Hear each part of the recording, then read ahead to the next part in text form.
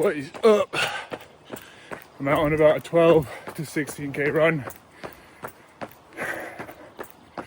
I've been wanting to do a vlog for a while, just on the day-to-day shit that I've been doing, but for some reason just been putting it off, don't know why. So just had the impulse there on my run this morning on Sunday to start recording.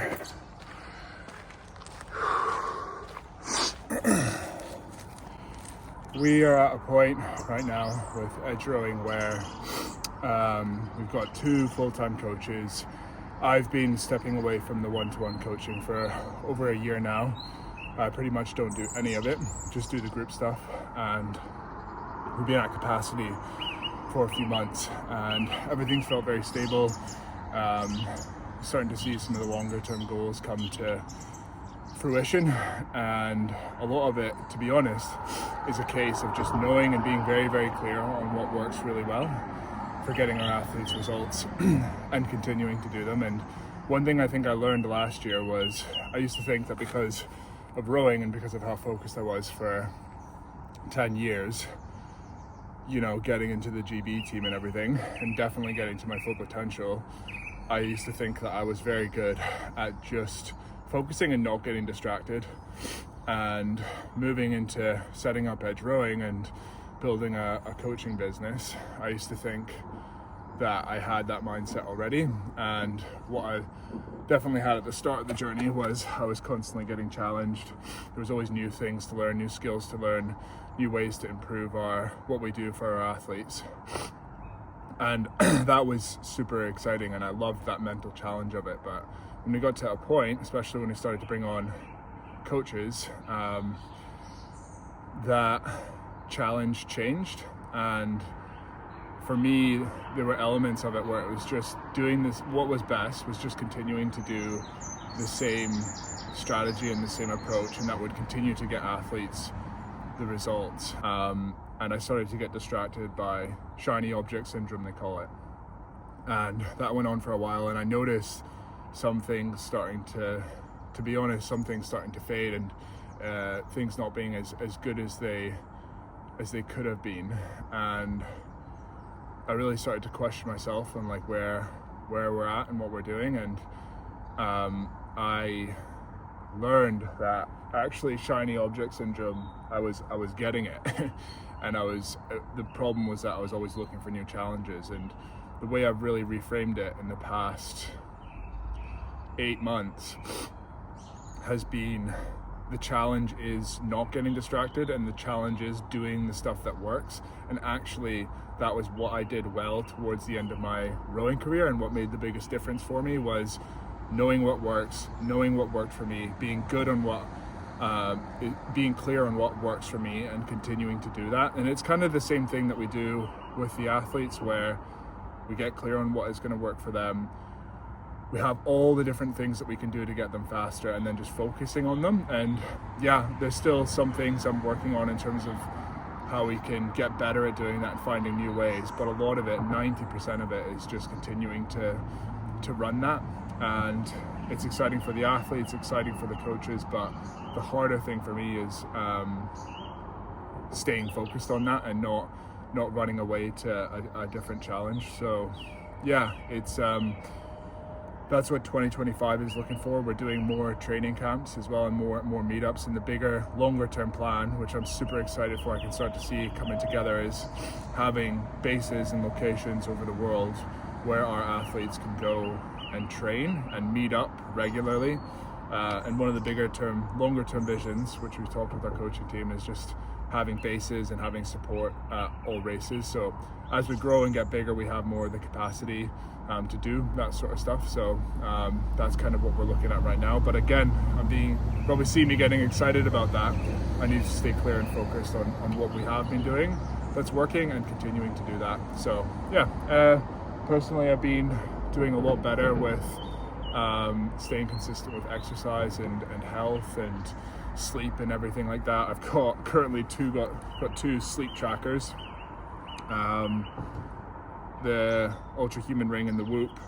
And yeah, I've cut out booze the past few weeks, the past couple months actually, and felt amazing. For those that know, I maybe do an update video on this, but a different topic for me, something I've struggled with before. And yeah, I got some running races, and for the first time I can really feel that competitive bug start to come back and wanting to compete, and also doing rowing races. But yeah, we can maybe talk about that later.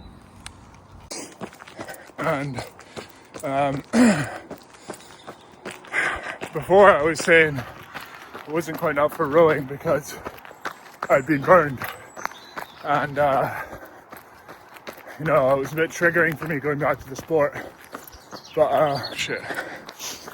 Now I had a conversation with Alan. Someone's beeping me, and after he did the indoor champs, and someone beat him, and he was like so happy about it because he was talking about, I kept running talk. I'm not doing UT2. Heart rate 150.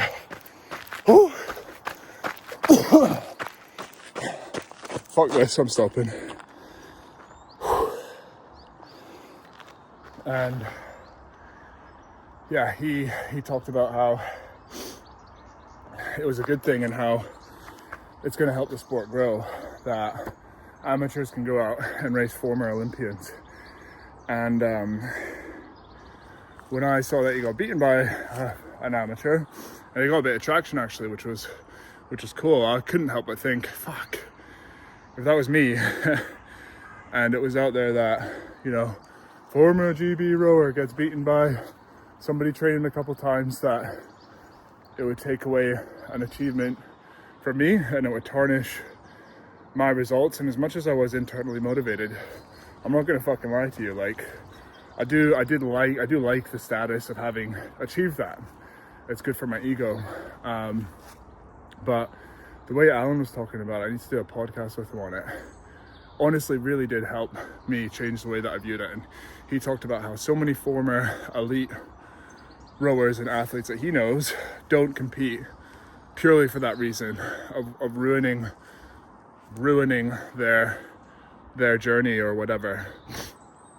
And he then talked about how good it was for the sport that you can see that, hey, look, this former GB rower who's now training a few times a week or something like that, or it's not a priority for them anymore, you're actually a lot closer to them than what you think, and how that can be so inspiring for so many people. And yeah, it just really made me reframe the way that I viewed it. And there's no pressure. I'm not gonna lie, I do feel it, but there's no pressure to get out there again and just perform, and no one cares as well. No one really cares. I mean, maybe in the moment they would, but ultimately they don't. But yeah, just some updates. So I might actually be getting out and about a bit more frequently.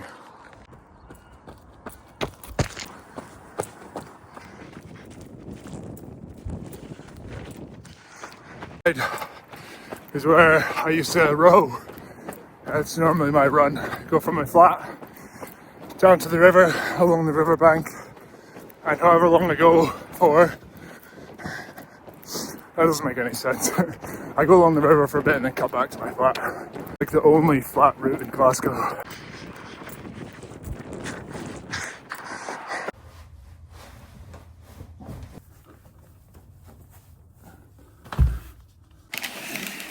If you're not already, and I'm mainly talking to the males out there, but you need to get on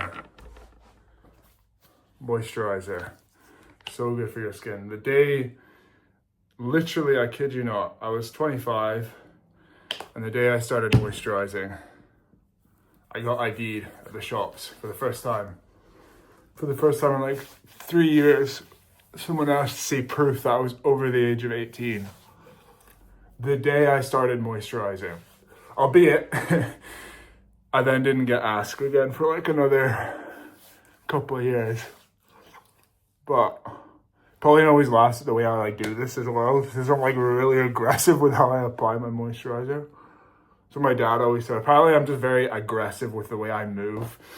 My dad used to always say, Jack, take it easy on those stairs. But yeah, moisturizing. I use Palmer's cocoa butter. You can get it in most places. Yeah, run done. I did about 14K, I think. And yeah, it was nice. I'm getting more and more into the long runs. I think I'm going to do a 10K at the end of May before one of our training camps in Scotland. And my cousin is probably going to be faster than me. So again, I talk all the time about being internally motivated.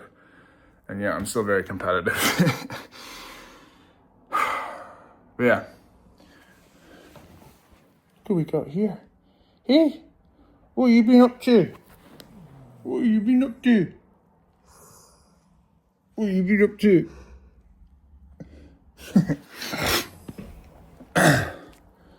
It's 10:30. The reason I'm vlogging as well is because Pauline is at a hen party up in Crieff, which is like an hour away from here.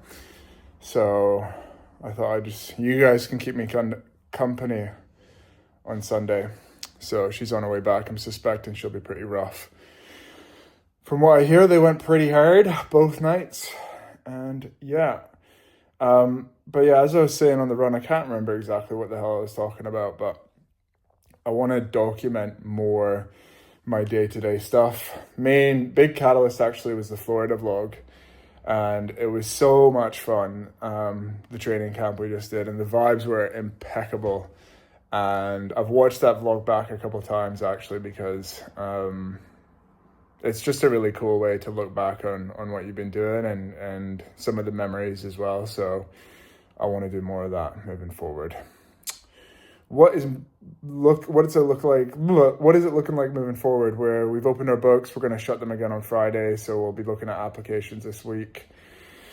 I will be going to Dubai at the end of March for a business mastermind / business network thing that my business coach is running. So excited for that. Again, I'm a big believer that you want to surround yourself with people that are on the same page as you, which is a cool thing with our kind of coaching team.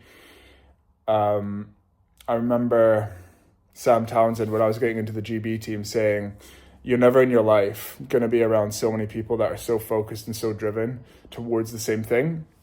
So appreciate that. But I do genuinely feel like now with our coaching team and with our athletes as well, that we are surrounded by people that are all in the same page or same direction, the same attitude, and you can feed off that energy, be that in person or online. But anyways, from my end, I'm not around anybody that is a business owner. I'm not around anybody that's trying to expand, trying to grow, trying to help more people, and yeah, I want to be around people that are like me in that sense, and that are better than me in that sense. I'm a big believer. I remember when I joined my business coaches group and the first group workshop I did,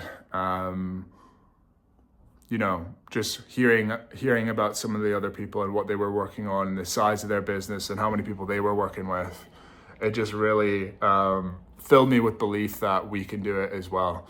So I want to go and do that in person as well. So yeah, I'm really looking forward to it. It's going to be a bunch of it's going to be like 30 or 40 people, strangers. So I'm sure I'll be a bit nervous, but also there's a fucking disgusting amount of alpha coaches and men coaches who are teaching people how to become masculine again, or teaching men how to fight off feminism and shit like that. And I'm not looking forward to that element of it. There's some interesting people there for sure. But yeah, anyways, gonna enjoy the rest of my Sunday. Pauline's coming back, but I'm suspecting she'll be with Maria as well, who's one of her friends who's come over from Sweden. So they'll be hanging out. They like to watch movies when they're hungover. So I might get kicked out of the living room. But yeah, she's actually a big fan. I wonder if she'll be watching this. Shout out Maria. She always like she doesn't give a shit about rowing, but she follows, you know, my account, and she always likes the post just to support and stuff like that. And she gets DMs from like other rowing coaches being like, hey, or she'll get followed by like other rowing coaches being like, hey, what do you do it like? Thinking that because she's engaging with my stuff that she wants rowing coaching. So it's funny that other rowing coaches are doing that. But anyways, I'm gonna take this wee little guy. Oh yes. For a walk, and then I might go get some coffee. And then I'm fucking rambling. I was tempted to go into town and just go to a coffee shop there on my own, but I was kind of thinking about fitting it in. Pauline's going back up to Aberdeen on Sunday, so tomorrow, on Monday, tomorrow, she just finished her kind of like 8-week break that she had in the middle of 5th year. So I'll be spending a good amount of time with her, and then she's only got 8 weeks left of 5th year, which is crazy. As everybody says this to her, like, it's going so fast, and she's like, no, it hasn't, not for me. So anyways, okay, right, I'm fucking rambling over here. I'll maybe film a little bit more, but if not, stay tuned, because I'm going to be vlogging more and documenting more, because I want to look back on this stuff, and I want to remember where I was 12 months from now.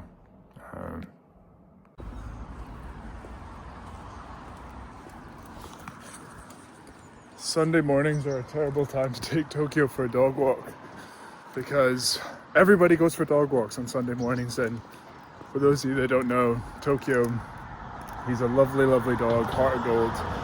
But we rescued him from people that were training him for dog fighting.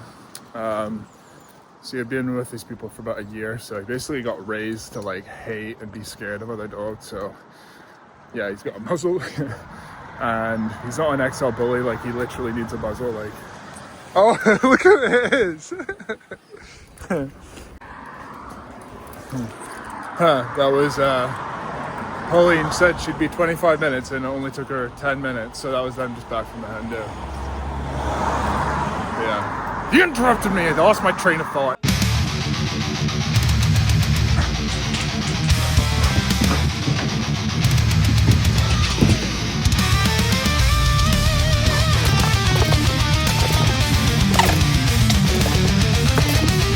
So hello everybody, this rounds up an excellent Sunday.